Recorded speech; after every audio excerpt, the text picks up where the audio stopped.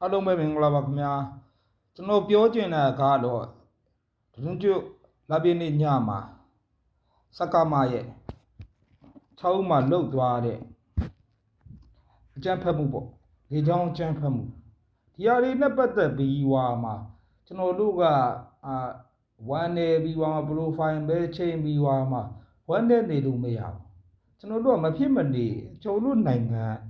အတွက်no fly zone သတ်မှတ်မှာပဲရမှာဒါပေမဲ့လည်း no fly zone သတ်မှတ်ဖို့ကကြာတော့ဗာလဲဆိုရင်အခက်အခဲတွေအများကြီးရှိတယ်ဘာလို့စကားမရဲ့နောက်ွယ်မှာတရုတ်ကလည်းသဘောတူမှာမဟုတ်ဘူးနောက်ပြီးဆက်ပြီးမှအိန္ဒိယတို့ထိုင်းတို့ကလည်းသဘောတူညီနိုင်တဲ့ပုံစံမရှိဘူးဒါပေမဲ့လည်းကျွန်တော်တို့အားလုံးစုစုစည်းစည်းညီညီညွတ်ညွတ်နဲ့တာလုပ်မယ်ဆိုရင်မြန်မာနိုင်ငံဟာ no fly zone ဖြစ်နိုင်တယ်ပေါ့မြန်မာနိုင်ငံကို no fly zone အနေနဲ့နိုင်ငံတကာသတ်မှတ်လိုက်ခြင်းအားဖြင့်ကိုဘာလို့သက်သာသွားမယ်ဆိုရင်ကျွန်တော်တို့စက္ကမရဲ့လေကြောင်းအကြမ်းဖက်မှုကြောင့်ပြည်သူတွေတည်ဆုံးတဲ့ဟာလုံးဝကိုရှိတာလုံးမဟုတ်ဘူးဒီဟာနဲ့ပတ်သက်ပြီးမှကျွန်တော်တို့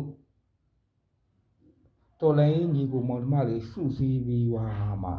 no fly zone လုပ်ပေးပါဆိုပြီး UNG ကိုလည်းတောင်းဆိုပါတယ်လိုအပ်တဲ့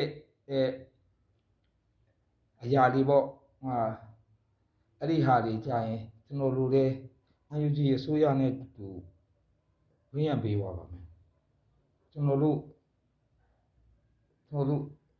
နိုင်ငံအတွက်ပေါ့ကျွန်တော်အဓိကတောင်းဆိုလိုတာကတော့မြန်မာနိုင်ငံကိုနိုင်ငံတကာကအမြန်ဆုံး no fly zone သတ်မှတ်ပေးပါလို့တောင်းဆိုချင်ပါတယ်ကျေးဇူးပါပဲခင်ဗျာ